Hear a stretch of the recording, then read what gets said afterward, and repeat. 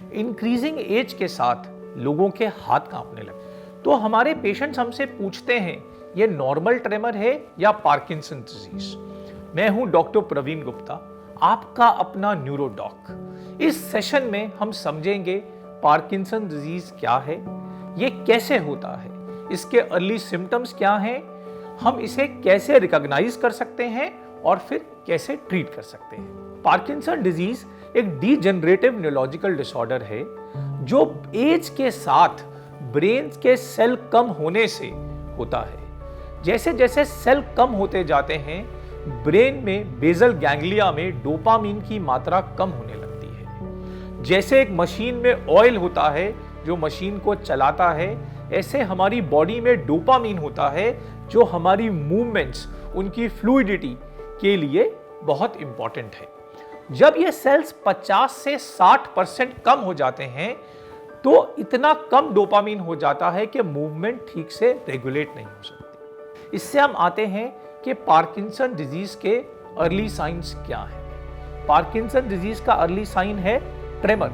आपने देखा होगा लोगों के चलते चलते हाथ कांपते रहते हैं, या स्टूप्ड पोस्चर, लोग सामने झुक कर चलते हैं, या स्लोनेस ऑफ मूवमेंट, सीट से उठने में ज्यादा टाइम लगना, या इम्बैलेंस या फॉल्स। अगर किसी को एक या कई इनमें से साइंस साथ साथ मौजूद हैं तो उसे पार्किंसंस डिजीज होने की संभावना है। तो हम समझते हैं कि पार्किंसन डिजीज के रिस्क फैक्टर्स क्या हैं। सबसे पहला रिस्क फैक्टर है एज। जैसे जैसे उम्र बढ़ती है, सेल्स और कम होते हैं, ब्रेन में डोपामीन और कम होता है। Every decade after 60 the risk of disease increases. Second है फैमिली हिस्ट्री या जेनेटिक्स। 10 से 20% लोगों में पार्किंसंस की फैमिली हिस्ट्री पाई जाती है और जिसको हम एक आसान सा जेनेटिक टेस्ट करके ब्लड से कंफर्म भी कर सकते हैं। थर्ड है सर पर बार बार चोट लगना। बॉक्सर्स में देखा गया है क्योंकि वो बार बार हेड को हिट करते हैं तो बेसल गैंग्लिया में डैमेज हो जाती है, जिससे डोपामीन का लॉस एक्सेलरेट हो जाता है। फिफ्थ और बहुत इंपॉर्टेंट है एनवायरमेंटल टॉक्सिन्स और हेवी मेटल्स को एक्सपोजर, जो ब्रेन के सेल्स में इन्फ्लेमेशन करके उनको डैमेज कर सकते हैं। आगे जाके हो सकता है पोल्यूशन भी एक इंपॉर्टेंट कारण बन जाए। हम पार्किंसन डिजीज को डायग्नोज कैसे कर सकते हैं? एक एक्सपीरियंस डॉक्टर जब मरीज उसके कमरे में आता है तो कंपन, स्टूप्ड पोस्चर और स्लोनेस देख के ही डायग्नोसिस का अनुमान लगा लेता है। फिर भी और बीमारियों को रूल आउट करने के लिए ब्रेन का स्कैन जैसे एमआरआई या सीटी करते हैं, पर अधिकतर पार्किंसंस के लोगों में ये स्कैन्स नॉर्मल आते हैं। फिर हम डायग्नोज कैसे करेंगे? या तो हम पार्किंसंस की दवाई जैसे डोपामीन की कमी है बॉडी में, उसको देकर चेक कर सकते हैं एज अ ट्रायल। अगर मरीज डोपामीन सप्लीमेंटेशन से बेटर हो जाता है, that's a sign of Parkinson's disease.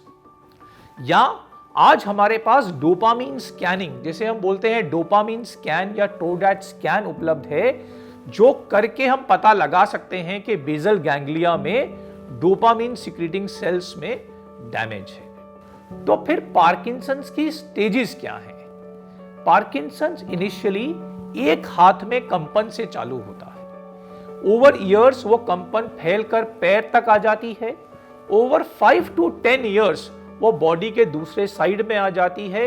फिर स्पीच में, बैलेंस में, स्पाइन को मेंटेन करने में दिक्कतें होने लगती हैं। पर घबराने की बात नहीं है, क्योंकि ये एक डेफिशिएंसी डिसऑर्डर है, इसलिए इसका आसान इलाज उपलब्ध है। हम डोपामीन को सप्लीमेंट कर सकते हैं। ऐसी दवाइयां अवेलेबल हैं जो ब्रेन में डोपामीन का लेवल बढ़ाती हैं या डोपामीन का फंक्शन इंप्रूव करती हैं, जो पार्किंसन डिजीज के पेशेंट्स को ऑलमोस्ट नॉर्मल लाइफस्टाइल दिला सकते हैं, और वो भी 1-2 साल नहीं, एक डिकेड तक। पर जैसे जैसे डिजीज बढ़ती है, सेल्स कम होते हैं, दवाई की नीड बढ़ती है और हमें दवाई को रेगुलेट करना पड़ता है। 10-15 ईयर्स बाद कभी कभी दवाई उतना अच्छा असर नहीं करती। ऐसे में हमें हिम्मत हारने की जरूरत नहीं है, हम ब्रेन स्टिमुलेशन सर्जरी कर सकते हैं जो सेल्स को स्टिमुलेट करके उनको नई लाइफ दे सकती है। इसमें हम ब्रेन में एक पेसमेकर इम्प्लांट करते हैं, इसे हम बोलते हैं डीप ब्रेन स्टिमुलेशन सर्जरी। पर दवाई और सर्जरी एक बात है, मरीज के लिए मोटिवेशन, साइकोलॉजिकल सपोर्ट बहुत इंपॉर्टेंट है। साथ साथ इंपॉर्टेंट है रिहैबिलिटेशन और फिजियोथेरेपी, जैसे कि मरीज की चाल को बेटर करना, गेट ट्रेनिंग, उसको ऑक्यूपेशनल थेरेपी, ताकि लिमिटेड रिसोर्स के साथ अपने हाथ को वो कैसे बेटर यूज कर सकता है। इसमें केयर गिवर्स का रोल बहुत इंपॉर्टेंट हो जाता है, क्योंकि समय पे दवाई देना, राइट दवाई देना, चेक करना कि पेशेंट ज्यादा बेटरमेंट के लिए ओवरडोज तो नहीं ले रहा है, यह समझना कि यह लॉन्ग टर्म डिसऑर्डर है तो दवाई को एक ऑब्जेक्टिव तरह से सही मात्रा में लेना, फिजियोथेरेपी और एक्सरसाइज में पेशेंट की हेल्प करना, उसका पार्टनर बनना, और घर के अंदर ऐसी चीजें बताना जिससे कि फॉल ना हो, ऑब्स्टेकल्स को हटाना, एंटी स्किड टाइल्स यूज करना, और फिजियोथेरेपी और ऑक्यूपेशनल थेरेपिस्ट के साथ मरीज को उसकी डेली लाइफ में रिहैबिलिटेट करना, यह बहुत जरूरी है to improve the quality of life of Parkinson disease patients. अगर आप पार्किंसन डिजीज या किसी और न्यूरोलॉजिकल डिसऑर्डर के बारे में गहराई से जानना चाहते हैं तो सब्सक्राइब करें न्यूरोडॉक, जहां से शुरू होता है आपका सफर towards a healthy mind and healthier brain.